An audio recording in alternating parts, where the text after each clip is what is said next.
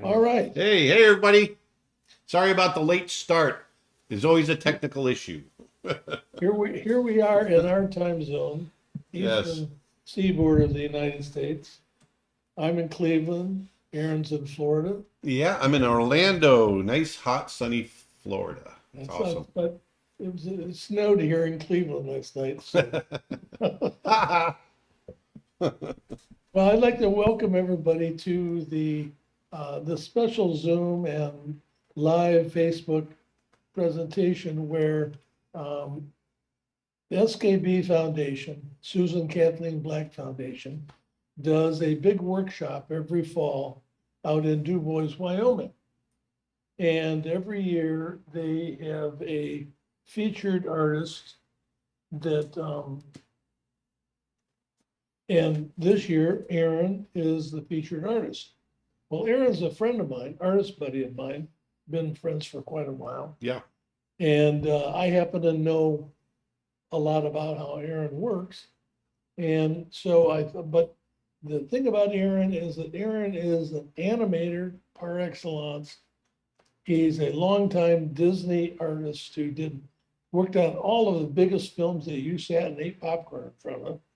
And he's just a genius on his big Cintiq tablet. I have an iPad. His working surface is Big. like a drive-in movie theater. It is. And so what I thought we would do today is introduce you, those of you who know Aaron. A lot of you don't know Aaron, and I'm hoping today you'll get to know him a little better. Because he is, to me, he's a very remarkable artist, a 21st century artist. I, as an artist, am a traditional watercolor painter. I also have a lot of skill set in computers and digital imaging. It's nothing like Aaron. Aaron is way I don't know about that. he's beyond anybody's height. And so I thought I would show you because he has both the ability to draw and paint in all kinds of mediums. And then in addition, he has this remarkable ability to put it into the digital world and even have it end up as a feature-length animated movie. And it's a really complete package.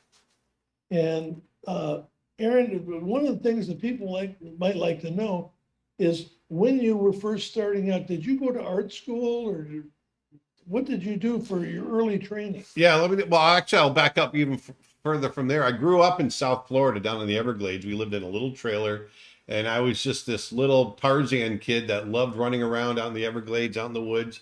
I was always barefoot, chasing animals. Always loved drawing animals. Always had a sketchbook with me, and so that was my introduction to doing animal art and nature art and all of that. I just couldn't get enough of it. And as I grew up, I kept under my bed all these stacks of National Geographic. And that was my window to the world and all these great adventures that I wanted to do. And I would lay in bed and I'd read these magazines every night. But one of my favorite things going through those magazines were the illustrations and the foldouts and all that stuff. And I just absolutely loved them. And so by the time I got into high school, I thought, you know what, that's what I'd like to do. I'd like to illustrate for National Geographic and also be an animal painter. So I was kind of pursuing two different things. So I went to the Ringling College of Art and Design in Sarasota, Florida, and majored in illustration. So this is back in the mid 80s. And, back then there really wasn't any kind of digital art. So everything was traditional. And so I wanted to be a painter, and I learned all the traditional art like everyone else did. I had a strong foundation in drawing and painting, figurative stuff. But I also continued to pursue my love of animal art and applied that to my illustration work. And it was watercolor, oil, acrylic, charcoal, all that stuff I was trained in. But then I found out that National Geographic freelanced everything, and I was supporting myself, trying to get myself through school, and I didn't want to freelance anymore. I wanted to find a staff position, so I decided to kind of change my direction and see what else might be out there. And lucky for me, it's all timing, right? And I just happened to be in the right point in history. And and so at this point, Disney was trying to ramp up again. They had talked about shutting down in the early '80s, but they wanted to start making films again, animated films, and kind of expand the studio. And they were going across the country looking for interns. And I thought it might be an interesting job. You know, I never thought about animation. Maybe I'd be a background painter. And so I submitted a portfolio of figurative drawings and animal drawings. That's what they were looking for, and not cartoons. They wanted to see traditional, well drawn figurative work and animal drawings. And so that's what I put together, and they liked it. And I was accepted. You know, there was about 8 of us from across the country that were accepted, and I got into this program with Disney to learn how to animate and make animated movies. And I remember getting together. I was mentored by an animator named Glenn Keane, who's probably one of the top contemporary animators in the world right now. And he's just an amazing, not just an amazing artist, but a really amazing human being, and very passionate and very inspiring. And I remember sitting in his office when I was 19 years old, when I just started this internship, and he's talking about, he had come from the same background as me, wanted to be a painter, and kind of fell into animation and discovered all the possibilities of animation with acting and music and choreography and but also drawing and putting it all together. And it was, after 10 minutes of talking with him, I realized that was what I wanted to do for the rest of my life. And so that was 35 years ago. So wait a minute. You finish up at Ringling. Yeah. Was Disney your first big job? Yeah. I actually had the job at Disney before I graduated from school. I went through the internship and they hired me, and I still had a year of school. So I went back to school and finished, and they actually let me leave school early, and I started at Disney 3 weeks after my 21st birthday. That's great. Yeah, it was very lucky, very, very lucky. And in that period, that was back, that 1989. That's the big renaissance, the second renaissance of Disney animation. And, that's when we did Beauty and the Beast and The Lion King and Pocahontas and Mulan and Aladdin and all these films. And we really grew as artists and as animators and as filmmakers. And it was an amazing time in just animation history for us. And when you came in, when you first started, did they give you all the schlep work? Oh yeah. Really You start at the bottom. You start at the bottom, and you work your way up. Definitely, and that was fine. We were just happy to be there. We were all young, and just we had something to prove. We wanted to do really well, and so we really. I remember spending 70, 80 hours a week in that studio, making films and kind of working my way up through the ranks. I remember when. One of the animators left the studio and it left a hole. And it's like, oh, I want to get that. I want to get that position. And a whole bunch of us put together, animation tests so that we could get promoted to animator. And I was lucky enough to be the guy that they picked. And that was right before Beauty and the Beast. And from there, we just continued to grow. And we went from a studio of about 75 people up to, 400 people over 15 years. And it was an amazing experience. So when did you leave Disney? So they ended up shutting down the studio in Florida in the early 2000s. They decided to downsize the studio a little bit, and a lot of my coworkers were laid off, but I was held on to. I had just directed a movie called Brother Bear, so I'd kind of grown into directing, and I directed a film called Brother Bear, and that was out, and I had made another deal with Disney to create another film. And so I moved to California to their studio there. And I was there for 6 years developing another movie. But it was during that period that my wife passed away from breast cancer, and kind of I really didn't have any desire to be at the studio world anymore after a little bit, and ended up leaving in 2010 to kind of find a new direction. And so here we are 12 years later. And this is a new studio for you, isn't it? Yeah, well, I ended up going to another studio for a short period, about 3 years, but that studio went bankrupt.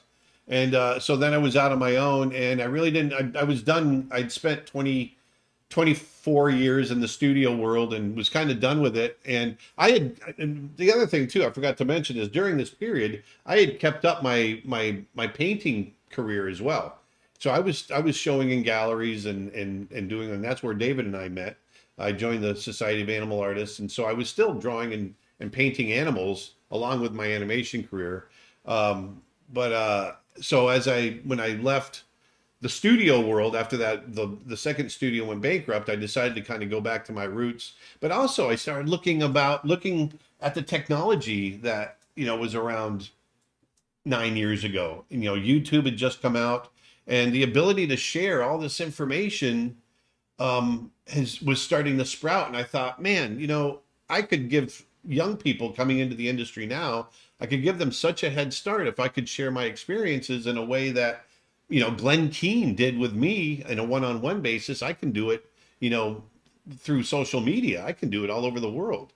And so that's where the idea for my business came from. And also the other thing that was driving me crazy was the cost of tuitions in college. When I went to school, I think a year at Ringling was $8,000. It's over $50,000 now. And so I just thought, there's got to be some kind of, at least a supplemental alternative for people that just can't fork out that kind of cash. There's no, I feel very strongly that no one should miss out on education because they can't afford it. That's just annoying. Well, and looking at, because I'm familiar with what you've been doing for the last several years. Yeah. And I'm also familiar with your skill set. The fact that you actually spend time helping people learn how to draw better, right, to me is the bedrock of the art world. So many artists today don't think that they need to know how to draw. So, and as long as they can hit the canvas with a Gava paint, yeah, they figure that they're an artist. But the ability to draw, you spend a lot of time on that, because without those abilities to draw and paint coming into the digital world, right, that's where these younger artists don't understand. They think magically they get Photoshop and now they're going to be able to do all these wonderful things. That's the myth, right? Yeah, because I mean, there's so many people that they don't really understand what digital art is. To me, digital art is really it's just another medium, and it's just a big fancy pencil. It's still, you still have to input the information, and so there's nothing there that's drawing for me. I'm drawing. It's just I'm drawing with pixels and light rather than pigment, and so that's what I want to show today, because I know we've got several people that might not be as familiar with digital art and painting and that whole world, and I wanted to show how similar it really is, because I had in my early days I had the same prejudice. I really didn't know what it was, and it wasn't until about 10 years into my career, 15 years into my career really, that I decided to make that transition and try to do more digital art. And that was because at Disney, I had finished up with Brother Bear, and I still hadn't done any digital art during that period. And I was going to direct another film, and the film we were developing was going to be a computer animated film, a digital film. Everything else we had done, Brother Bear on back through Lion King and Beauty and the Beast, those were still hand drawn. We drew every frame. That's another thing that people are amazed at. They think that we use computers to make those. No, we drew every single frame, 24 frames per second. So that's 24 drawings for every second that goes by. It's a very labor intensive, lots of drawings. But anyway, so this next film, I was going to be doing a CG film, and I realized, I've got to, if I'm going to be doing development work, visual development, which is what I was doing for the film, I need to know how to draw and paint and create digitally. And so that's what I did. Starting about 15, 16 years ago. And once I understood the software and got over the fear of it, I realized, oh my gosh, it's just like drawing and painting on an easel. I'm just painting with pixels instead. And well, could you show our people a little bit about what you're talking about? Sure. The actual thing here. Yeah, let's show the screen. I want to show you guys the screen, what I work on. I'm going to jump over to Photoshop. Okay, we're on this camera. Okay, so I am going to, you can bring that over.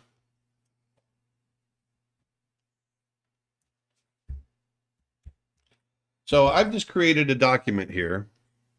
And once again, this is for folks that might not be familiar with this kind of work. They're seeing you this point of view right now. Yeah. So you can see I've got this big screen right here. And I've got a document right here, just like a canvas. The cool thing about this is I can blow it up and I can zoom out. So, I can see it at any scale. And I can grab pigment, color over here, and I can grab a brush over here, any kind of brush that I want. And I'd create my own brushes to give myself more natural looking line work. But once again, so I'm working in Photoshop, but I'm drawing just like I would on a piece of paper. So you can see, the computer's not doing it for me. I'm drawing. And that's what's really great about this. Now, this is probably overkill for what a lot of people want to do, but there's other hardware, pieces of hardware that you can use that do the same thing as this, that aren't quite as over the top and dramatic as something like this. And here's a little Disney character. But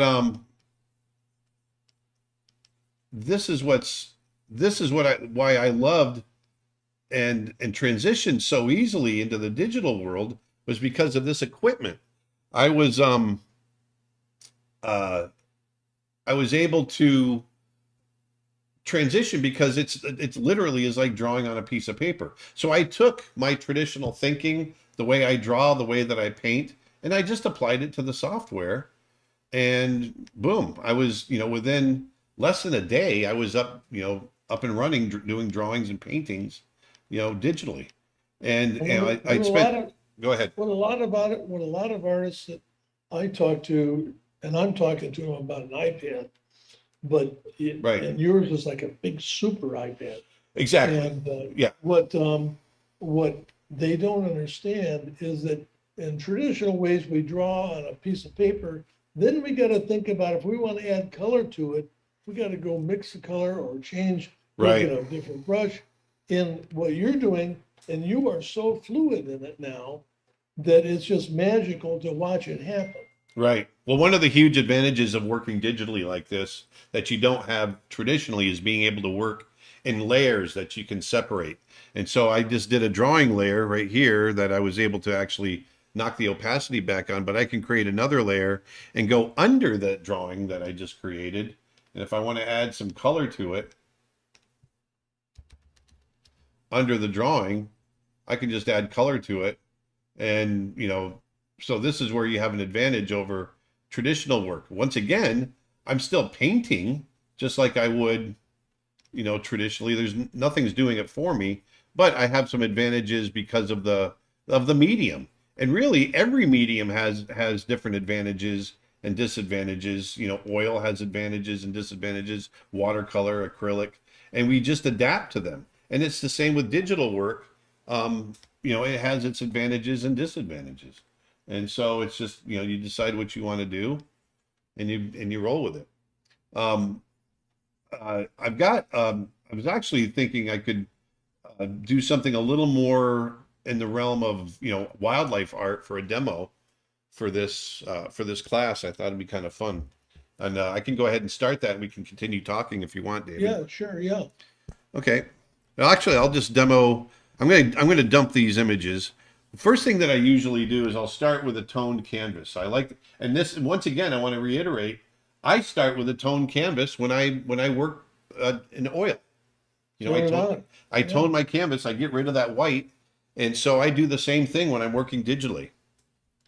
And I'm going to show you really quick.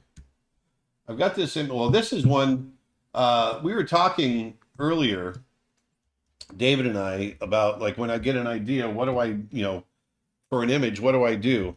A lot of times I'll sit down and I'll sketch in my sketchbook. I've got a whole pile of traditional art next to me, and I have literally piles of sketchbooks. So I still work a lot digitally. Traditionally. But I'll also sit down. I was watching a documentary the other night on chimpanzees, and there was a section where they were hunting colobus monkeys, and it was just really brutal and made an impact on me. And there was this scene where they were looking up into the trees, and it stuck in my brain, so I had to run in here and just sketch really quick. And so that's one of the things that digital work enables you to do, is just get an idea out really quickly. And so I had this idea for a painting, and threw it down really fast. And the beauty of being able to do something like that is I can save that image and I can print it out. I can put it on another screen, and I can use that as a comp or a thumbnail for a traditional painting. I do that all the time. So I'll work out all my problems digitally and then go and do my oil painting or my watercolor or whatever. One thing I want to let people know, because we've got some people from we're simulcasting today. We're simulcasting for our usual viewers. This is Nick. I work with Aaron. Yep. We're simulcasting today on our normal channels, but we're also going out on the Susan Kathleen Black Foundation channels.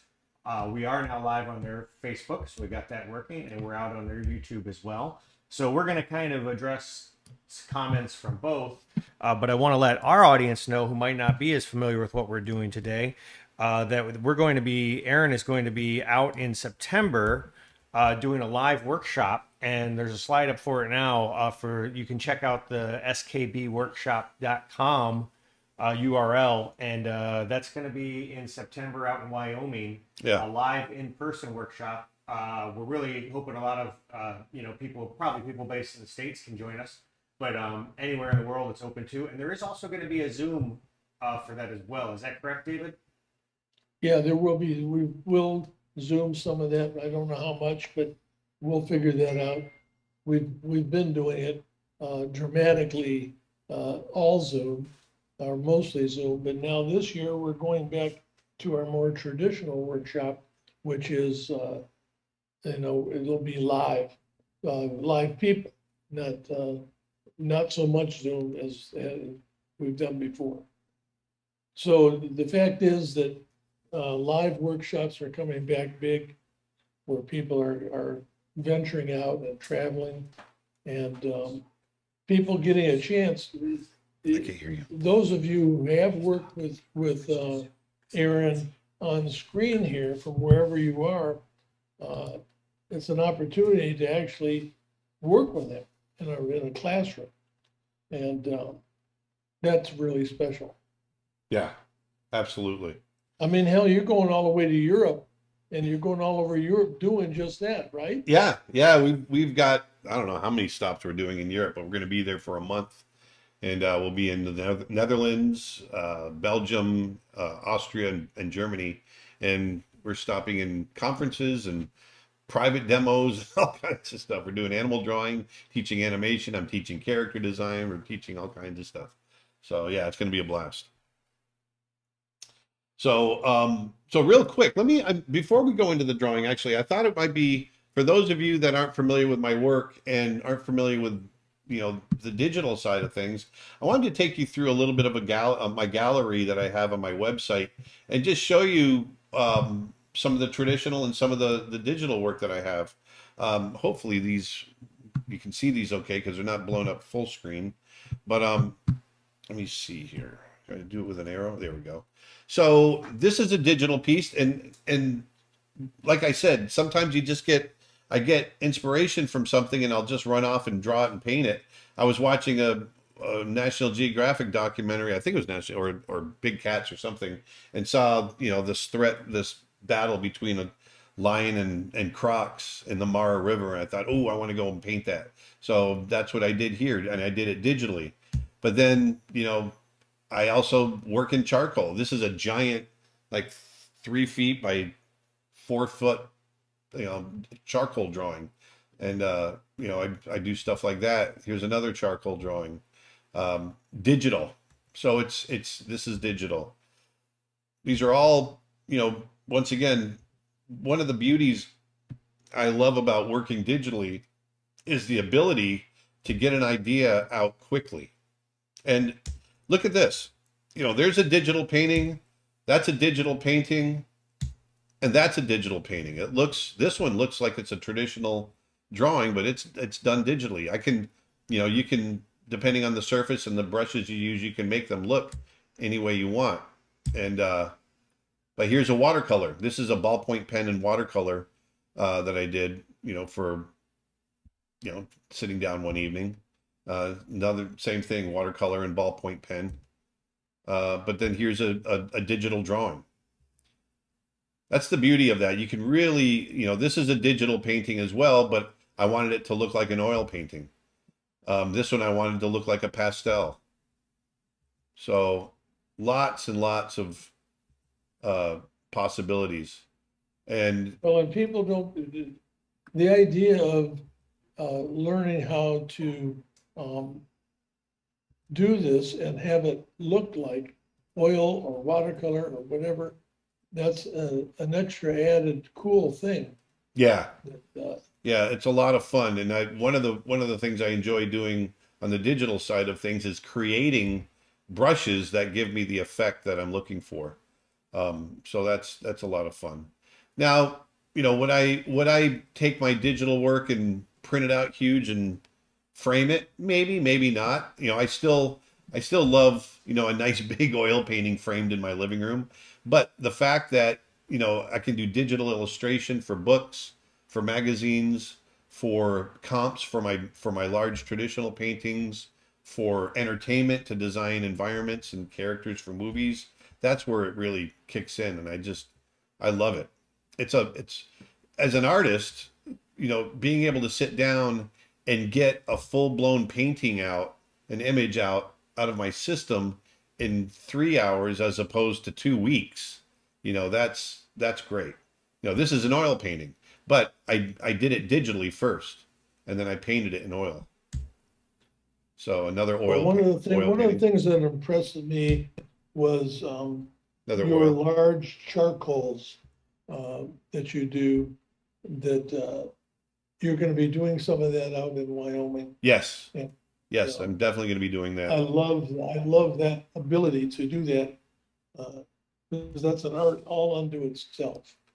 And These are all of these that I just went through were all traditional oil, or this one's that's a watercolor. This is oil, oil painting. I think if you hit Command and scroll on your mouse, you can zoom in on this a little bit. Oh, If okay. you want. Someone. Well, I'm going to jump back to. I just wanted people to see that I'm doing a lot of traditional work as well, and it applies. The one thing I've noticed is that once I started working digitally and really got into it, it really affected my traditional work. It freed me up because I wasn't afraid to, when I was working digitally, I wasn't afraid to mess up a canvas or an expensive piece of 300-pound Arches paper. right. And it just made me more free and more confident. And so my traditional work ended up getting a lot more life in it. And then, just the way that I work traditionally, it really affects my digital work and makes it look more traditional and painterly. So it's kind of cool. But I'm going to jump over we're going to jump back over to Photoshop. And here we are. And those of you that are familiar with Photoshop, Photoshop is the big dog as far as computer imaging goes. But what Aaron does with it is a Photoshop that I work in Photoshop, but I've never done anything even close to what he does. He's a magician with Photoshop. Well, one of the cool things that anyone can do, and I use it very heavily when I'm doing development work for film, environmental design or character design, is I'll do a lot of mixtures between my painting and photography. It's called photo bashing. And let me see if I can find one in here, because I know I've got some. It's basically, taking photographic textures and mixing them in with my digital painting and creating something that feels real but is not. Let me actually. What do you call it? Photo bashing? It's called photo bashing. You're bashing the photo right into your painting. So that's basically where it came from. But I'll show you. Like this, for example, this squirrel. How do I make it? How do I? Push, you push command while you zoom. Just command and scroll. Okay, command. Shoot. No, it's not gonna No. do it. Okay. Well, anyway, the textures on this squirrel, I drew the squirrel and painted it traditionally, but then I went in and grabbed fur textures, photographic fur textures, and laid them over the top of it. I was able to kind of cut and paste, and you end up with this character that feels like it's, you know, right out of a CG film. That's the idea. You know, when I'm doing these, I want them to let's see, where's some of my, I guess I don't have any, we don't have any of the King of the Elves in here. There should be the. Oh, here we go. The Steve Jobs one Yeah. there for sure. I know. Like this one here. You know, this is a photograph of a lily pond, and I painted in this little frog character, frog fish character. And let's see. See where else we got. I don't want to drag it down too much. Oh, I'm on my I'm in the animal drawing gallery. Sorry, hold on. Concept art. That's the other gallery. But yeah, so it provides this one here. Actually, where is it? Yeah, the elf one. This I know one. it's on. Oh, this one's good. Interesting. So this one, it's all, you know, moss textures and skin textures and all kinds of stuff to make this feel like it's a frame from a movie. So that's a lot of fun. Yeah, the old one's not in there. I don't see It's it. there somewhere. What's amazing is that you not only do you have There it the is. There's in ability the to middle. draw and stuff like that, and paint, and use the computer, but what always amazes me is that you go back and forth between humorous images that have that humorous side and humorous touch to more naturalistic, and it's just a fluid transfer of focus. And I mean, this is beautiful, this nymphet or whatever. Oh, thanks. And it's got all these textures and Well, that's colors and yeah. I think that comes from the Disney side, just having worked in, you know, making cartoons and whatnot for so long. So I'm just going to show you really quick that, you know, the process, my process. I'm going to turn the fan on. Hey, Aaron, hold on a second, Aaron. Can you hold your stylus up and show them what you're drawing with? We go full screen on that. Which way? Which one am I looking Show at? them the tip of the stylus. I don't know if you can see it or not, but it's just it looks like a ballpoint pen. That's what it looks like. There you go. Yeah. Here it It's goes. a stylus. Yeah. Yeah. So it's just a stylus. Looks like a ballpoint pen. Is it pressure sensitive? Yep, pressure sensitive. So that's the other cool thing. So if I draw lightly, it goes on lightly. If I draw hard, it goes on hard. And then I turn my stylus over, and it's got an eraser on the end. So I'm literally drawing as if I'm drawing with a pencil. This might cause a. A delay, but I think if you share and you jump over to Zoom and share your desktop with David, he'll be able to see what you're doing as well, possibly. Do what now? If in Zoom, if you go share your desktop, then David will be able to see your Oh. desktop as well. Okay. Let me do that. Let's go to Zoom and then share and share. There we go, like that. Yep. You should be able to jump back over to Photoshop. There we go. Cool. So I'm just going to run through this real quick. Now, I want to show you this piece of reference. I chose this purposely. It's a beautiful photo. This is a shot my son took when we were in Africa back in October. But it's all flat light. It's all, you know, there's no real shadows here. It's all ambient light. And I wanted to show you that, you know, you can use reference like this if you like a pose or you like an expression or whatever. But then you can, and this is what I do digitally. I can sit down and figure out my lighting and not change poses as well. But you can figure out your lighting and then use that as your comp for your painting if you want to do that later. But let me, so keep that in mind. And then as we get further down the road here in getting this done, and I'm going to do it fairly quick and loose today. You'll see that you've got to, you don't have to be a slave to your reference. And that's something I'm always pushing with students as well is, everyone feels like, oh, I got, this is what my reference looks like, so I got to make it look like my reference. No, you don't. You're the master of your artistic world. And so you can do anything you want. Oh, thanks. Nick's taking care of me here.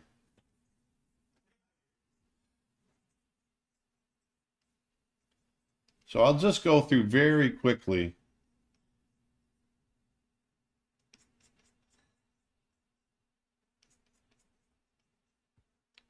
And because it's in layers, I can do as many refinement layers as I want.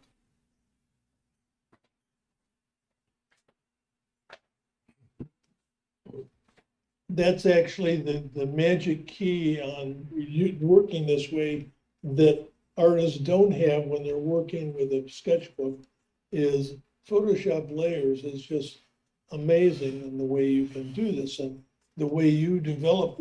Some of these images you have of how many layers?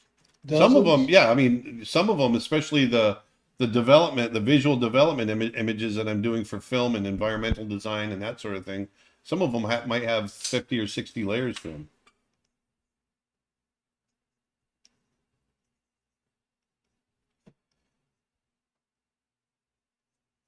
Here's one of the fun things you can do for those of you that aren't familiar. If you want to draw, and here I don't want this to be perfectly symmetrical, so I'm drawing it freehand, but if I wanted it to be symmetrical, I could actually go, okay, I'm going to come down here. Whoops, let me move this down here. And then I'm going to go, ooh, look at this. So you can draw, and it gives you all kinds of options to do that with. That could be great for stuff like jewelry or patterns or Exactly. Yeah, you just draw one side and it replicates it. Exactly. Cool. So that is an example of the digital part of it doing it for you. And you see the way you're working here with this critter is that this all looks very traditional. Exactly. That if Well, you were working on a sketch pad with a pencil. This is actually a brush that I created because I wanted something that felt and looked like, a soft, maybe 6B pencil. And so I spent some time, a few days kind of figuring it out and ended up with this brush. which is something that someone just kind of asked a related question. One, for those that don't know, obviously that haven't worked digitally, that's one of the cool things about Photoshop is you can create, you're not just at the mercy of the brushes that are built in by default. You can create your own brushes. People sell brushes for different textures and techniques and all kinds of stuff to give you different looks and feels. Also, someone had a question, Aaron, and I think this would be relevant to both audiences. How often do you find that you need to change the nibs on your stylus? For those who don't know, the nib is the actual tip of the stylus, and that's actually a replaceable part. Yeah, it is a replaceable part. And it's interesting because Wacom, who's the company that makes the Cintiqs here, and check them out. Just it's Wacom.com, WACOM.com.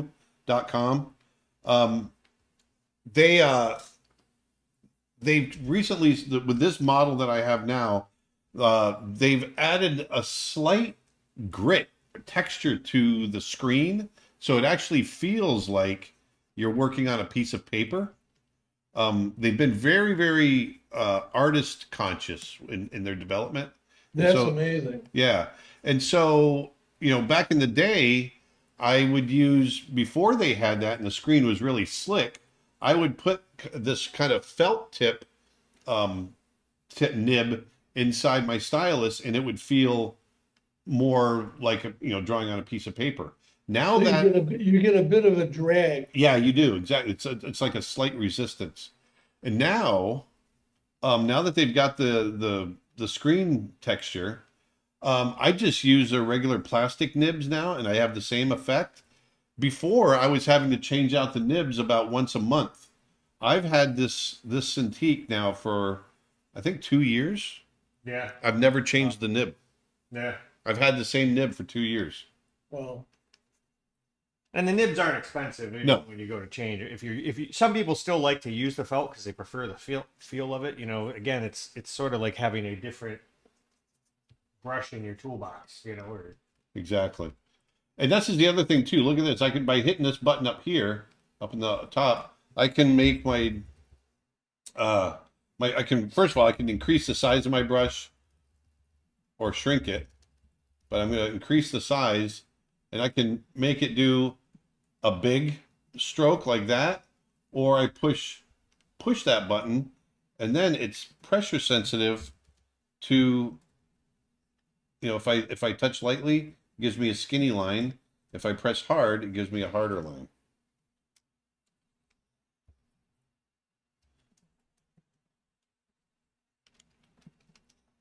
and then you can erase it. Exactly.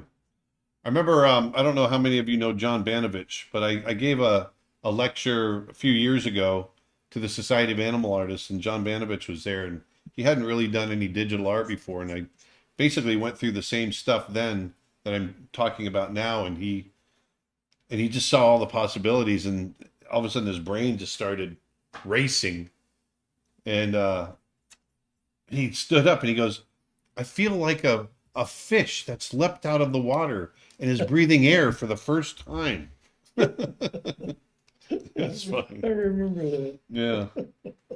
So here I've got this very rough sketch. So now what I can do is knock the opacity back, create a new layer on top, and now I've got this underdrawing, and I can go in, this is how I usually do it, and just start to refine my drawing.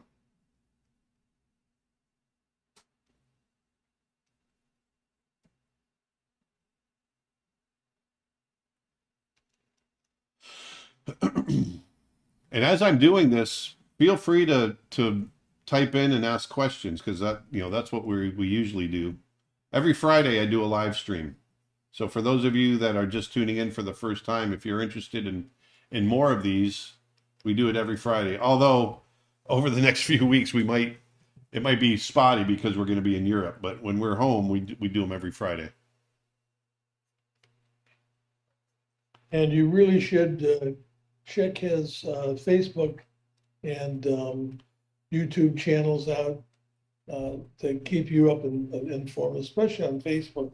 He lets you know ahead of time what's coming up and when it's coming, and you can stay connected that way. And our website too, if you're interested in any, you know, just seeing what we do, go to, it's creatureartteacher.com. well, that's the best. Your website is fantastic. Thanks. So I'm just going through and just shoring things up. Now I draw very quickly and I try to be very direct.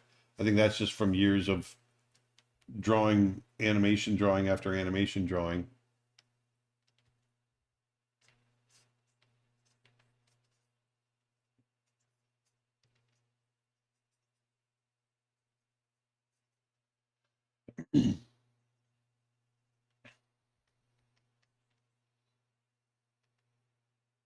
It gives you the same experience Absolutely. that you have traditionally as an artist is working on their own sketchbook in their studio, and they see an image that they're working on as it gradually appears.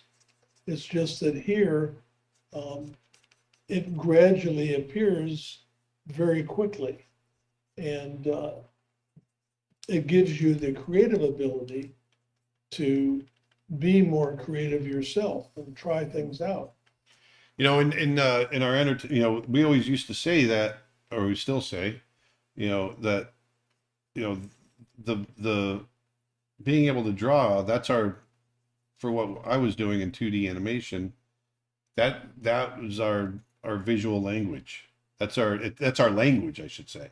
You know, we communicate through images. And so the better and quicker we could sketch and draw, the faster we could get our ideas out. And so that, you know, getting into this was really such a huge breakthrough for us, because you could lay down and get ideas out so quickly, and sketch on paper as well. I mean, when we're sitting in a story meeting or whatever, drawing on paper is never going to go away. But being able to sit down and say, hey, I've got an idea for this environment, or I've got an idea for how we can light this, and run in my office really quick, and, in less than an hour, I can have a quick sketch of, a rough environment with, the way I want to light it, throw down an idea. Are there any plugins required or anything for your for this to work with Photoshop? No, No, it just works right out of the gate. right out of the gate.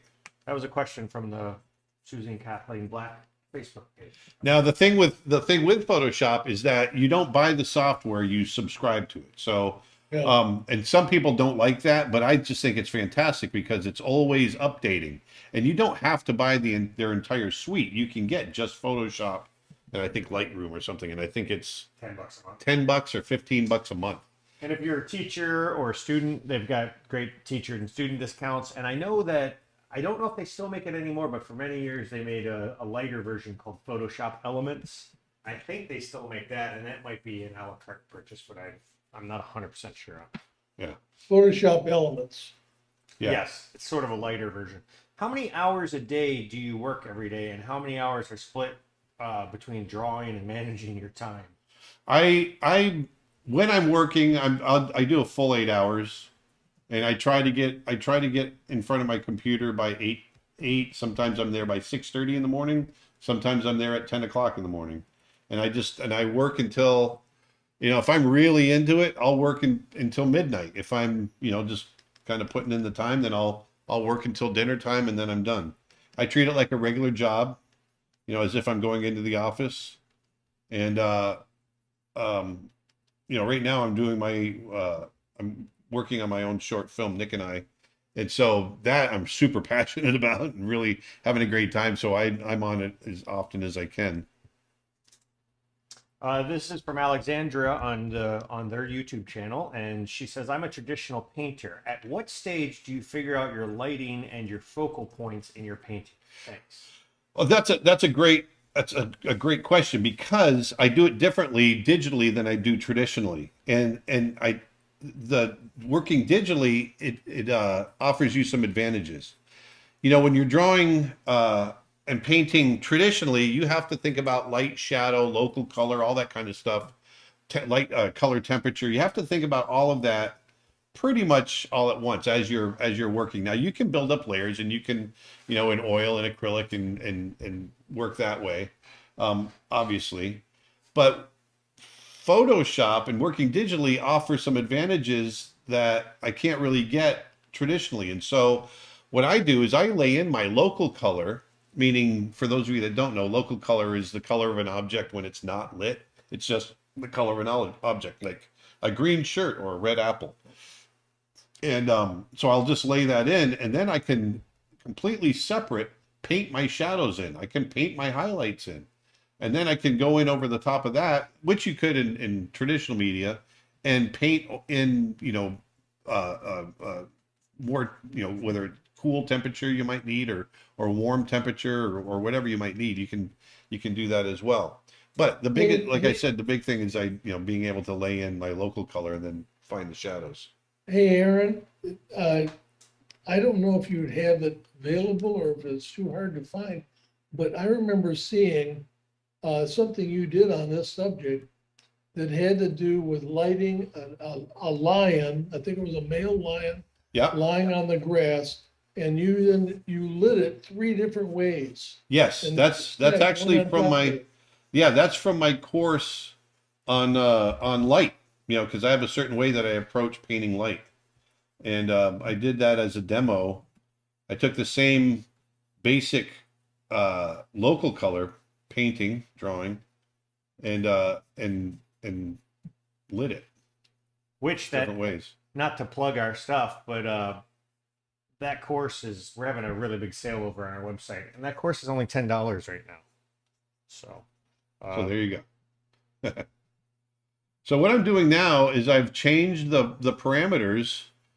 So now I've taken the pressure sensitivity off, and I've chosen kind of this base color. I created a layer underneath both my drawing layers, and I'm just painting in almost like it's with a, a roller or whatever, and just painting in the silhouette of man, it's going a little bit slow. I think because of it's Zoom lagging. might be Yeah. Zoom sharing the screen. Yeah, because I'm working. I'm sharing the screen. You can see how my drawing is kind of lagging. It's it's going slow. You could stop sharing. Well, And that's all right. while you watch him do this, I want you to think about how you would do it traditionally. What would you have to do what he's doing here? So now look at this. Actually, let me turn this off. I just turned off the background. I can see where there's any holes. I'm gonna fill in these holes really quick. Oh, that's right. Yeah, I'm going to shrink this up a little bit. This is the other thing, the image size. So this is an 18 by 24 inches at 300 DPI, which is a pretty big image and very detailed. You could blow this up to the size of a 2-story building and it would hold together. I'm going to drop it in half. So it won't, there's not as much information to worry about. So it won't lag as much. So what I've done here, so what I want you to see here is I've created this image, and what I can do now is I can lock it. I can lock the pixels I just painted. And what it does is it locks that silhouette, and it only will allow, when I do that, I can get really free with it, and I won't go outside the silhouette. And what I mean by that is I can go in and say, okay, I want a little bit warmer, darker color here. I'm going to come up here, and I'm just going to start laying in. And once again, I'm still working in local color. And I'll just start laying in kind of some of the variances in the fur. But I don't have to worry. I can draw right to the edge, and notice it doesn't allow me to go out off the edge. So I can get really free with it and not have to, oh man, I got to erase this back or whatever. I can just draw as crazy as I want, and it won't go off the edge. I just spent my time, creating that silhouette. And so doing this, I'm going to, just like a lion has, I'm going to create variations of color, of temperature, of all of that, all in the local color. Once again, I want to emphasize this is local color. I'm not painting any shadow or light yet. I'm just trying to get the color of the actual fur of the cat.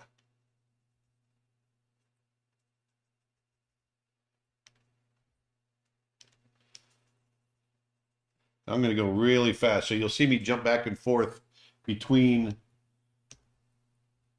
the color picker, which is what I'm working with here, and and my painting.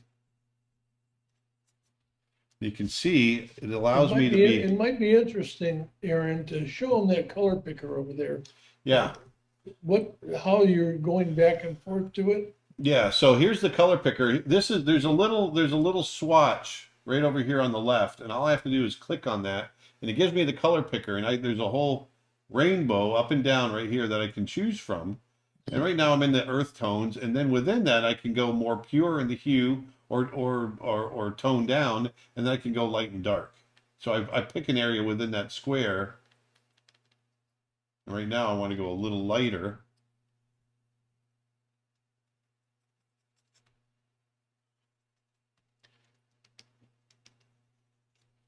And I'm just, it looks like kind of like a pastel, this brush that I've created. Kind of this pastel feel. And then I actually call it a pastel brush. So I'm going to treat this really loose. Hey, if I wanted to do this with you, I don't have those brushes. Well, What the hell do I do?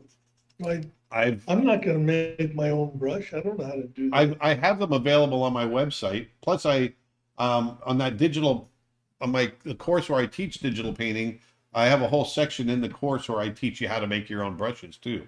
But this brush that I'm actually using, and I use this brush, I would literally about 90 to 80% of the time I use this brush, and it's available, on my website. You don't have to pay for it. You can just download it. You just got to sign up for my newsletter. Yeah, you can get it for free in the newsletter, or if you want to buy the entire set, it's only $1.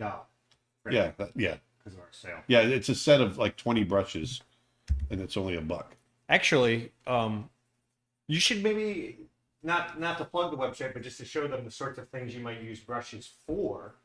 Maybe show some of our brush packs so they get an idea of why you would use a different brush in a different situation. I know you're drawing a line now, so I don't want to. Well, this is I've got a whole bunch of traditional brushes for traditional painting like this, but also for more visual development type work for more of the entertainment industry and that sort of thing. I've got different brushes that literally are meant to serve different purposes. Like, let me just turn these off really quick.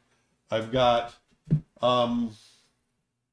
hair brushes that literally just paint hair. Boom, look at that. We got a whole Now, bunch you made this brush? Yes, I made these. Yep. So that paints fur, but not just that fur. I've got, different textures of fur and hair. So I've got a whole brush set for that. I've also got foliage brushes, so you can make plants. Boom. Or you can make pine trees. Look at that. Now, this is an instance of, oh, hey, the computer just did it for you. But for somebody one of the things I like to do in Photoshop is for somebody that might not be able to draw as well, but want to have the joy of drawing, I give them a little advantage with these brushes. Like here's an old pine tree. What advice would you give someone just starting out with digital painting? Really, don't be afraid of it. Get in there and attack it and try different things. But also get some lessons. Whatever software you might be using, it can be really intimidating. And so get some lessons first, and it'll at least to open up just getting you started. It's almost like, when you open up something you've just like a new electronic, and it's the quick start guide to get rolling on it. I recommend doing that for your digital stuff. And then once you get going, you'll start discovering ways of doing things on your own. I mean, so much of what I'm showing you today is just a result of discoveries that I've made in the way I do it. Just adapting the software to my needs. That's one of the beauties of Photoshop, is that it's so robust. It allows you to work in a huge number of ways. Now, when you're out in Wyoming in September, you're going to be doing both digital and traditional demos, right? Yes, yeah. So I'm going to be working traditional as well. And for those that might just be joining us for whatever reason, Aaron's going to be out in Wyoming in September doing a live in-person multi-day workshop. And you can go to skbworkshop.com. I've got the URL up on the screen now, and learn more about that, because that's a limited number of spots available. So the sooner you sign up, the better. But for those of you that have wanted to work with Aaron and want to learn both digital and traditional drawing, and directly in a hands-on environment, that definitely might be worth checking out. Speaking of which, just to give people an idea of your traditional work, might go to Oh, the giant watercolor. Yeah, that's the other thing too. I want to reiterate that I still work a lot traditionally. Here, I'll hold on to it.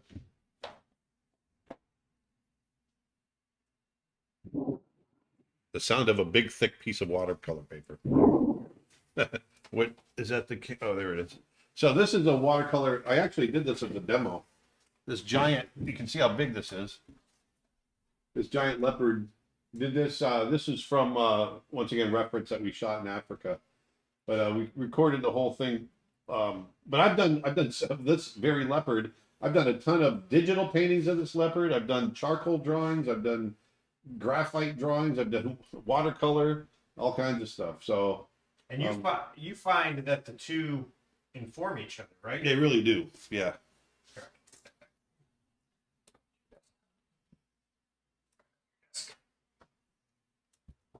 So I can spend as much time on these digital drawings. This is going to be more of a sketch, but I can spend as much time on this as we want. You know, refining it. I tend to go, I like a more painterly, you know, in my younger days, I was more of a detailed painter, but I like a lot more painterly work now. And so I try to bring that into my digital work as well. So I tend to leave my digital paintings a little more painterly. But as you can see, it's as if I'm drawing with pastel. It's not being painted by the computer. Is each one of these colors that you're putting on, is it on a separate layer? No, these are all on the same layer. So what I've done, that's the layer right there. So I created that first basic silhouette, that ochre looking silhouette of the cat's fur. And then I locked it. And so now I'm just working within that silhouette. It doesn't allow me to draw outside of it, so I can keep it somewhat neat. But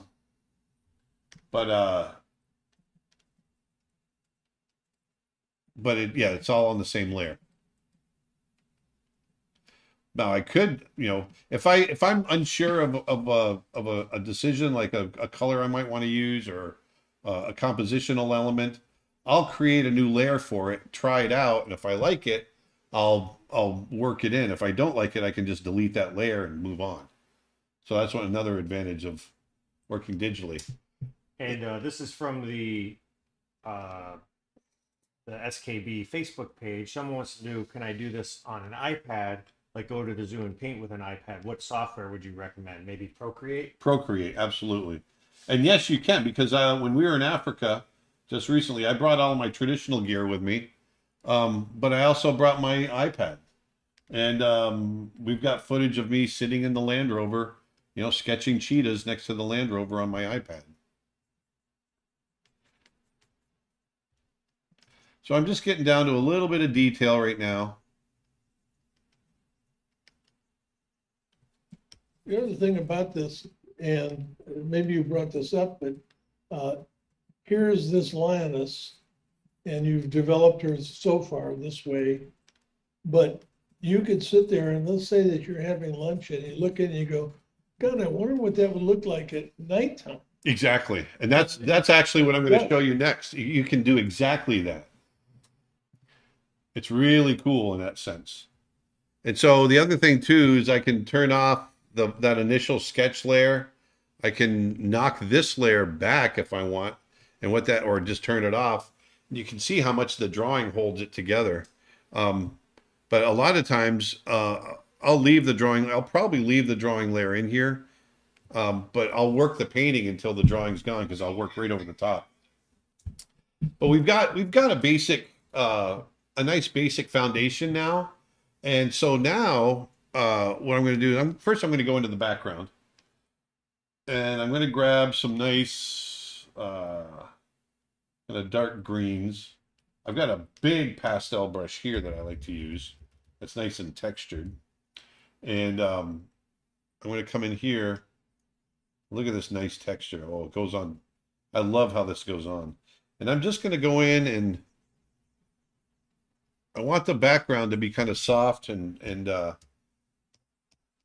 just suggested. I'm not I don't want to say it's out of focus. I guess it's going to be out of focus, but I don't want it to be just blurry. I just want to go in and just going to go in with a few different colors. I can jump up and down in the color, my color picker, and just start, just vary it up. If I want to go, oh, as we get closer to the top, maybe it gets a little hotter because we're getting more towards sunlit stuff in the background. So I'll go, okay, let's try that.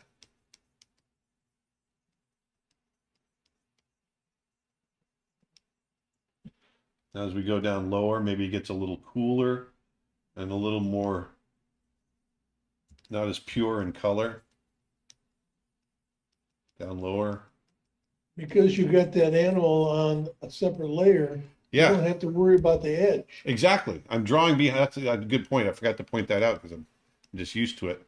I'm painting on the actually I'm painting on the background layer. Shouldn't be doing that. I always try to keep my background free, but anyway, I'm just painting on a layer that's under the drawing layer, or under the character layer, I should say, or the subject layer. So there's, kind of roughed in. Maybe there's some little spots of dappled lighting in the background. This is all stuff you could do with chalk or pastel, because that's basically how this is going on. So the thing I wanted to show you now, I just wanted to get a background in there, because now you can create different painting properties. Now this is where the true advantage of working digitally comes in, because I'm going to create a clipping mask. Now what does that mean? Well, I've just highlighted my painting layer of the character. I'm going to create a layer on top of that, and then I highlight it and go clipping mask. And now what that enables, I can do layers over the top of this. And just like when I locked the initial layer, it won't allow me to draw outside the silhouette of what I've created. But then on top of that, I can change the property of the paint that I'm putting down. So rather than just going on like regular pigment like I've been doing, I can come on where it says normal right here. I can come in here and there's all different types of properties that I can give to that layer. So I'm going to click on multiply. And what that does is it literally takes the paint, the color that I'm using, and it multiplies it with the color that's already underneath it. And what that does is it creates a really cool shadow effect. And that's how I create my initial shadows. So if you watch, if I draw across the face of this, see how it multiplies with the layers underneath, and it makes it's translucent. And so this is a nice digital cheat that you can't get, and this is why that you can't get traditionally, and this is why I'll do my comps digitally, because it's so much quicker to figure out your light and dark patterns. And here I want kind of a dramatic. I'm thinking about the light kind of coming from the right, but if she's standing in a thicket, let's say, maybe some of that, if the light, the right side of her is lit up, but she's standing in a shadow area. Let me maybe darken this a little bit.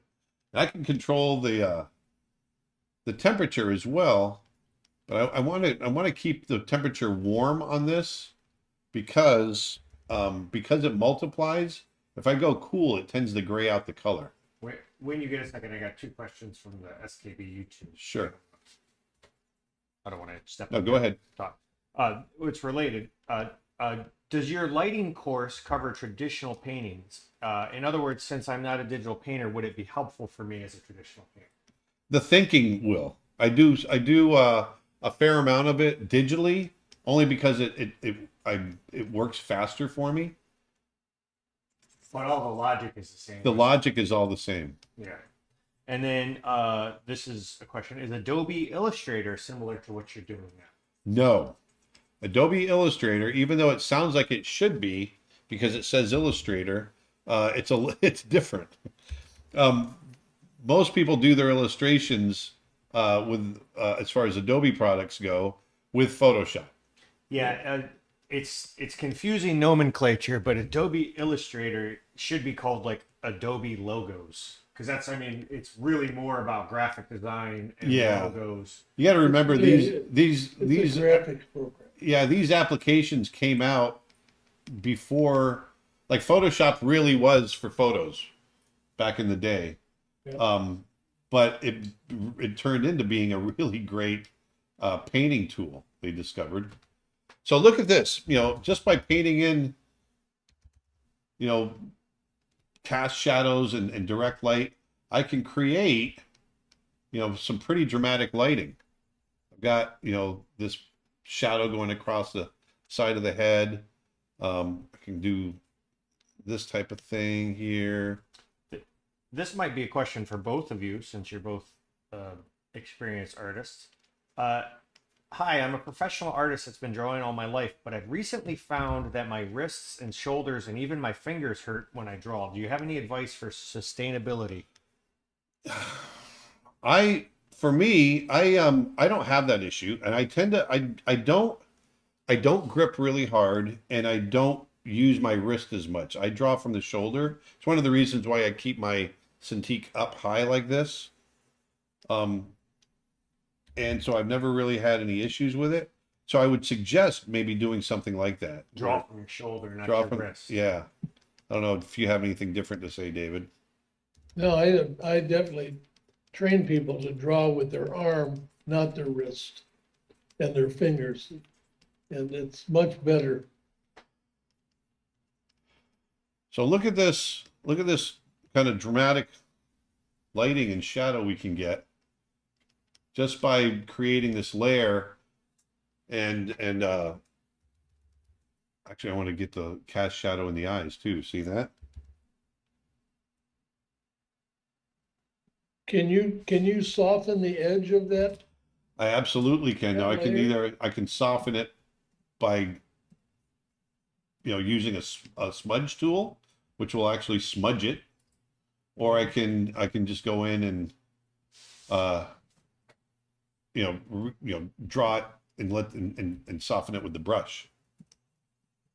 Now I've laid in the pattern for the light here. Now I can go in, or for the shadow I should say, but I can go in and create another layer, another clipping mask, which I've just done here. And rather than setting that blend mode, they're called blend modes. Rather than setting it to multiply and creating shadows, there's one called overlay. And overlay actually brightens and heats it up. So now I can go into that local color and go, okay, I'm going to hit areas now that, oops, let me go maybe a little bit more warm. I can go in and hit areas now that might be really direct, the light. Just heat them up a little bit.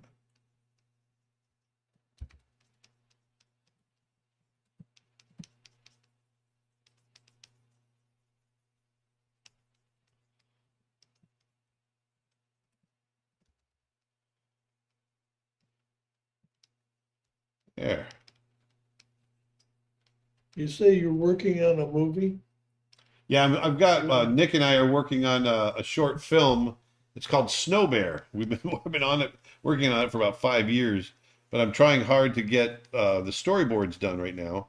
And it's a short film about a polar bear in the north, and he can't find he's looking around, can't find any friends anywhere, wants to make friends and can't find anything, so he makes a snow bear. Did you use white or an eraser to lighten the brown? No, that's the overlay, right? That's the overlay, yeah. So, I wonder if we should turn on a little cursor highlighter so people can see. Maybe. Where is that? Just click there. Yep, you're right there. Click on. No, the little. Actually, the. Nope. Presentify? Yep. Click on that. Oh, there we go. Highlight cursor. highlight cursor. Now, might not do because. Oh, there we go. So now you can see it. Sorry, that's going to be distracting, but well, I'll try it anyway. So now what I've got is I've got my basic light and dark pattern. And now I can go right over the top of this. And now I'm going to start adding my reflected light, my changing temperatures, things like that. And I don't know if I don't know if I can do this cursor like this. But I'm going to grab, let's see. Well, actually, I like all this green in the background, so I'm going to push this to more green. And then I'm going to maybe bring it up about halfway, and I can do a little reflected light. No, I'm turning off that Presentify. Sorry guys, it's too distracting. Oh, really? It's super useful to watch. Sorry, it's too distracting. I can't see what I'm doing. Look at changing the color or something. Turn it off. Just click it again. Deactivate. There we go. Whoops. What am I doing? You clicked on the wrong thing. There we go. I did click on the wrong thing. Stop highlight cursor. There we go. Thank How you. much RAM do you have? I don't know. How much RAM do I have, Nick? That's a Nick question. I think he's got 128 gigs of RAM, but that's overkill for most people. Oh, God. So what I'm doing now is I'm just going to go in quickly and lightly. Can you explain what you mean by temperature of color? Yeah, so temperature is literally that. You've got warm colors and you've got cool colors. Obviously, blues and greens and violets can be cool. And then your warm colors are your oranges and yellows and reds. And light tends to fall within that realm of warm and cool. That's where so things that are in a lit area tend to be more warm. And then areas in shadow relative to those warm areas are cool. And so that's where I'll go in and I'll start pushing some of the color. So here I'm just doing a little rim lighting where I'm getting a little kind of, this is just something I'm making up. Getting a little rim light from some secondary light source in the background, let's say.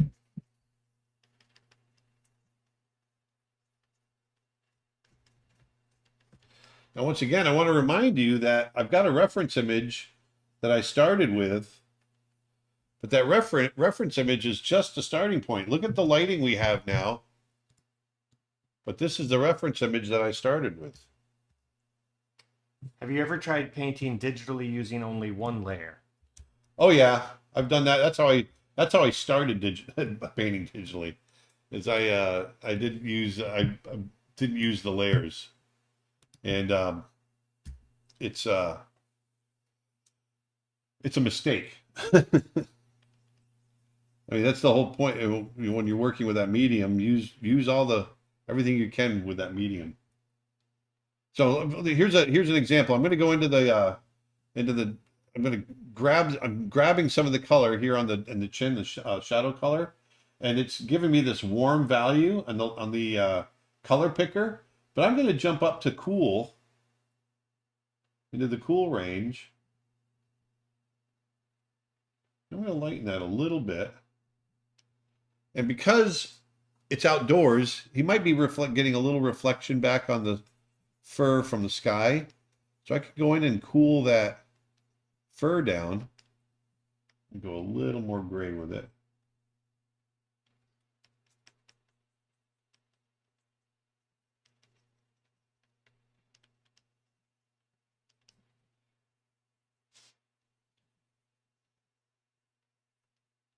There we go.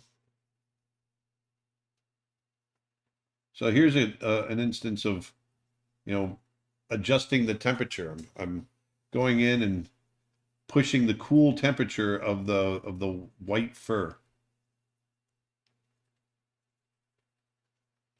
in the shadow areas. But then in the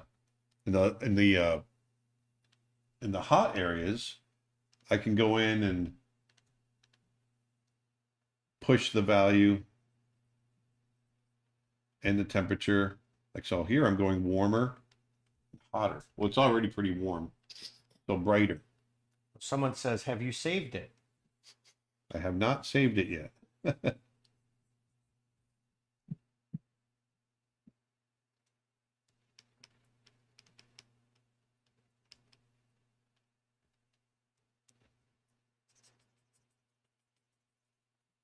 I'm just going to go in. Now this, I could sit on this for, and continue working on this for several hours. I'll probably take this through to a little bit more finished. Because like I said, this can go and go and go. Because now that I'm on this layer, this is kind of my detail layer, and like I said, the you know, reflected light and all that. I can get a little reflection of the sky in the eyes here, and the horizon. How do you know to take that much liberty with the light and shadow? I always worry that mine looks off or it doesn't make sense. I just don't want to be beholden to what my reference is telling me. I don't like my reference telling me what to do. So I'm just going to do whatever I want. And if I have an idea for something, I'm going to do it. And that's the thing. I mean, it's just, you know, if you have enough experience drawing and painting light, because I've done a lot of drawing and painting of it from life, then you can start applying it to your work from your mind.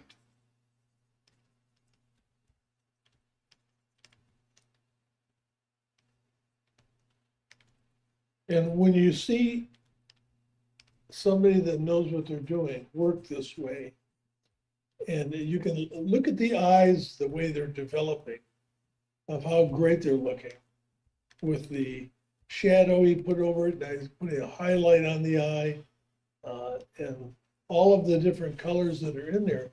When you think about doing this traditionally, you got to realize that learning how to do this way is really grown out of this ability to do this in traditional ways. Yes, absolutely. Charcoal, Yeah. drawing.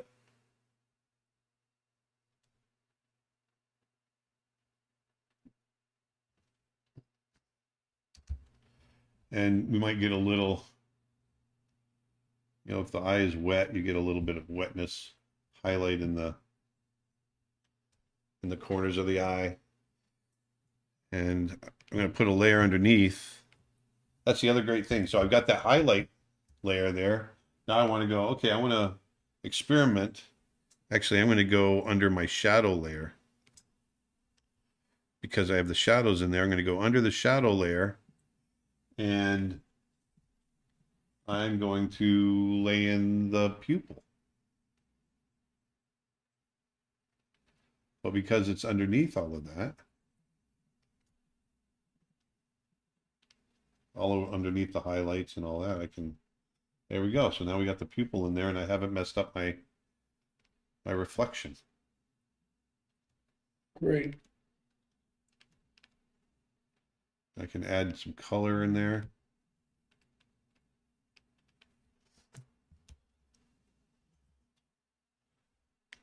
So once again, I'll sound like a broken record, but you know, even if you don't want to make a career, or you're not going to use digital painting as illustrations, at the very least, it's a really great tool for figuring out your traditional work. You know, if you want to, if you like to, you know, plan your, and I'm a stickler for planning what I'm gonna paint, figuring out, you know, I've got to have a plan ahead of time before I start to paint. And so I'm staying on that same layer.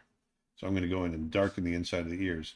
So, you know, at the very least, you can use digital painting as a tool to create your comps, to figure out, you know, what it is you're going to paint, and you can experiment with your compositions and all kinds of stuff. You know, especially because I like to do figurative work as well. And I just finished up a course dramatic lighting for figures, and I went through and see if I can find. Let's see here real quick.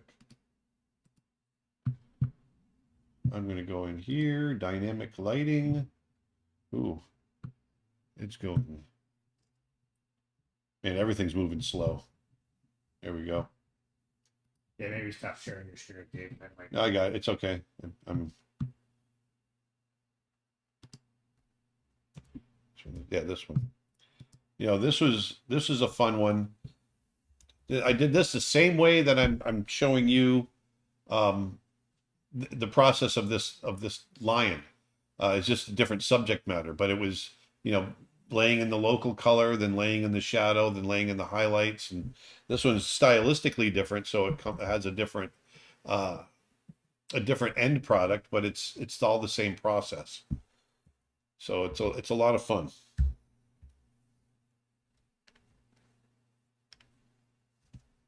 And what I saw that you posted this week was, I saw you had a model session where you had a model in a dramatic dress Yes. in your studio. You were working traditionally on a sketch or a study or something. I was. That was we did a live about every quarter, about every 3 months, we do a online live class.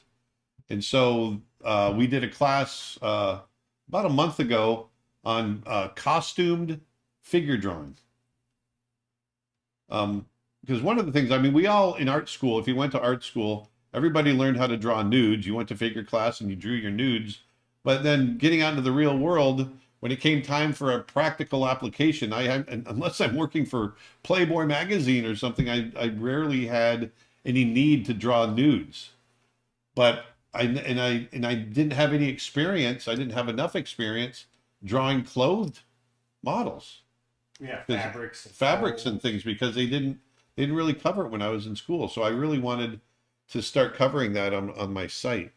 Judy wants to know, do you ever find it almost impossible to replicate what you're doing digital in traditional media? I'm thinking the limitations of print versus digital, painting with pigments rather than light, etc., might make it difficult to reproduce what you're doing traditionally. Well, I definitely keep in mind the medium that if I'm doing this for a comp, I'll keep in mind what I'm doing it for. And I know that, you know, once I jump over to my traditional media, it's going to take on a life of its own. Matter of fact, let me show you something. I want to show you my hippo. See if I can pull this up really quick. The oil painting? Yeah, I want to show the oil, but I also want to show the comp, and I think I have the comp somewhere. I hope. I have got a hippo painting that I did for a friend. Here we go. Hippo, hippo, hippo.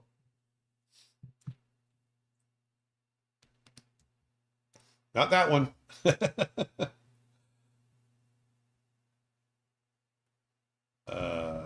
There we go. Hold on. I'm sorry. I just want to show you this. How do you set up your Wacom like that? You built a custom frame for it, right? I did. Yeah, this is I built the stand for it. But I want to show you this. This is a digital painting. So I had, a few years ago, I had someone commission me to do a hippo painting. And so once again, because I was doing a commission, working digitally was great, because I did like 3 or 4 different comps like this. I sent them to the client and they picked this one. And then this was what I used as my main reference, along with my photographic reference, to do my oil painting.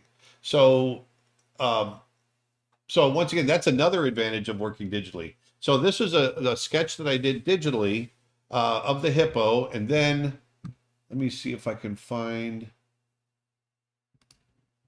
Search hippo oil, you'll probably find it. But there. And then there's the finished oil painting. There you go.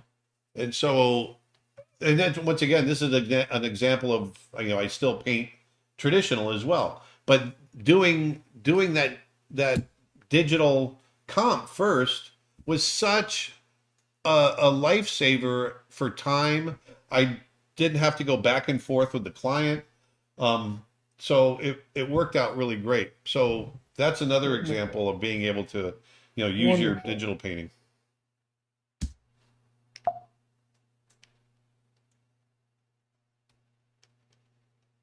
That was really cool. Was it hard for you to transition to digital work, and which do you prefer to do now? It wasn't hard because of the tools. So using a Wacom Cintiq is really, really helpful. Being able to use I'm a firm believer in having the right tools. And it's like building a house with a handsaw instead of a circular saw. An electric circular saw. It's just better and easier. And so I try to get the right tools for the job. And so, that thinking really enabled me to kind of make the transition a lot more easily. And I still prefer, I don't know that I prefer any of it. I love it all. To me, digital drawing and painting is just another medium. It's just another way of expressing. I like it as much as sitting down and doing a watercolor painting. They just satisfy different itches at the time. I get the itch to do a oil painting, or I get the itch to do a watercolor, and I'll do it. And I For me, know, I think the digital side of things, it's when I have to get an idea out, a visual idea out, and I got to do it quick and easily. Then I'll jump over digitally. and I know one of the things you've mentioned, but you had the advantage when you were at Disney is you said, I need to learn to draw digitally, so I need a Wacom Cintiq and I need Photoshop, and it was on your desk the next day. Yeah, exactly. That's one of the advantages of working for a company where money is no object. So if you're, to Aaron's point, I think having the right tools for the job absolutely is the way to go. But if a 32-inch Cintiq could be cost prohibitive for Yeah. some people. Yeah. Wacom makes a number of different sizes. They've got, I think they go all the way down as far as 13 inches. 16 might be their smallest now. I can't remember. But they've got 16, 20, 22, 24, 32 inches.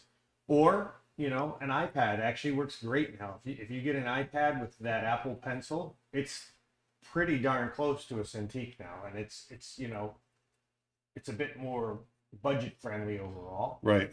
So those are options as well for people that are looking to experiment with this. Something to consider. So here I'm just going into the shadow areas, into the highlight areas, and I'm pushing lights and darks and in the bright areas I'll hit highlights. In here maybe some of the fur is catching a little more light, so I'll hit that. And it's adding texture, it's adding temperature, like I was talking about before. And it becomes a whole, this is what I do to finish out the painting. The other thing that's cool, I've already established the background. Right now, the cat feels a little small in the image, so I'll just highlight those layers that I've been using for the cat itself, and I can leave the background, and I can go edit, and let's see, I've got all of those. Edit. Free transform path. I don't know what that means, but we're just going to go boom. Look at that. I can independently resize the cat, and there we go. You should zoom in on the eyes and stuff so they can see sort of the brushy nature. When it's Yeah.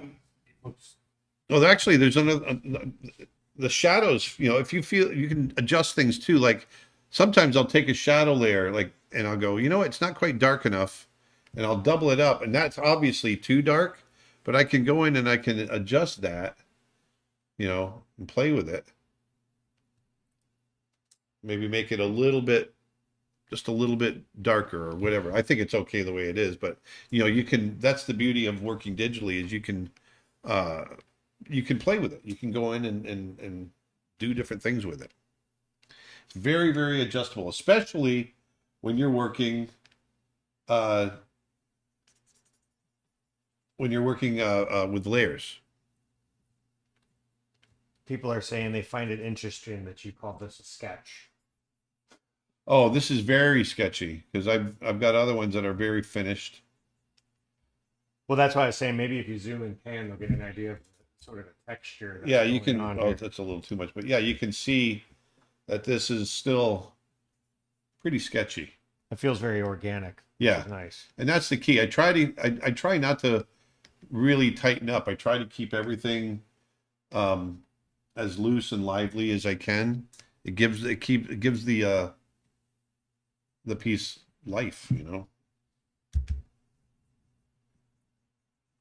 Well, Aaron, I think that we've taken up your whole day here. Yeah, I was just going to say Maybe I'm pretty much taking it as far as I'm going to take it with you guys. There's nothing new I'm going to show you other than just sitting here drawing for the next 3 hours. So, but Well, you can see how quickly we were able to get, you know, a somewhat decent sketch. And even this you could use as a comp to go in and show a client or use for your painting. Well, and for artists looking at this and wondering how this applies to them, I think it's pretty easy, and that is that the basic skills of drawing and painting are all right here. They're all in the same world of imaging. It's just that the way you build this in a computer is markedly different. It's a Yeah, different you're skill. working within the confines of the medium. And this Yeah, is it's just a whole different new medium. It's a Yeah, whole new medium. it's just It's a a different digital medium, just medium. like anything else. And like I said, think of it as a big fancy pencil or a big fancy paintbrush, because that's really all it is. Because you're still doing the work. You're just doing it, you know, with a different medium. Like I said. And what I was hoping in the workshop out in this fall in Du Bois, Wyoming, what I'm hoping is that people who come will have a chance to work with you in more traditional mediums and get some hands-on training and ability to work with you to improve those skills. Yeah. So that they could possibly, learn the skill like this and eventually grow into this. And of course, coming out there, when you're there in person, we have some programs also that where you will be doing an evening program that shows people a wide assortment of stuff that you've done and worked on. But if you go to Aaron's website, that's the best source of just getting a feel for what this guy can do, because it's pretty cool. Yeah, our website is creatureartteacher.com. And I just posted the slide again for everybody. If you're interested in painting and drawing along with Aaron in person in September in Wyoming, it's going to be a great opportunity. Go to skbworkshop.com and you can learn more. What are the dates again? It's September, is it 12th? When does it start, David? Right in the middle of the month. So I think it's 12th to 18th. 12th to 18th. And it's out in Wyoming, beautiful Wyoming. Won't be too cold yet. Just starting to get there, right? That's right. Actually, I think it snowed out there this week. Ah, And but if you're coming to the workshop, you want to get there for Sunday night, because Sunday night is the kickoff, and everybody comes in early. That's when you register. It's a group of people from all over the world, and it's just a great place. And it's a little one-horse town up in high country of Wyoming. Beautiful, beautiful country.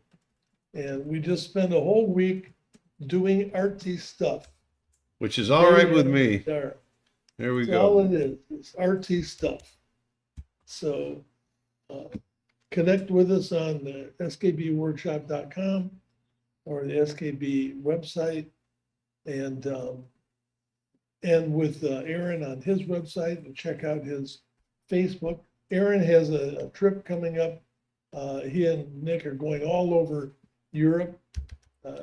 Yeah, actually, we might have some Europeans listening right now. So go to our website and check out our schedule to see if we're coming near you. yeah, I'm posting those slides now briefly because I don't want to overwhelm what this event is about. But I was just informed actually that these workshops in Europe are already nearly sold out.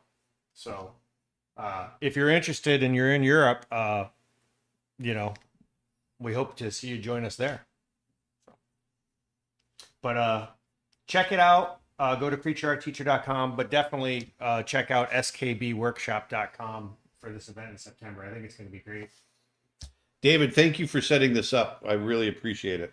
Thank you, Aaron, for coming on and letting us pick your brain and see how you work and everything. And it's a pleasure to see, and I hope everybody enjoyed it.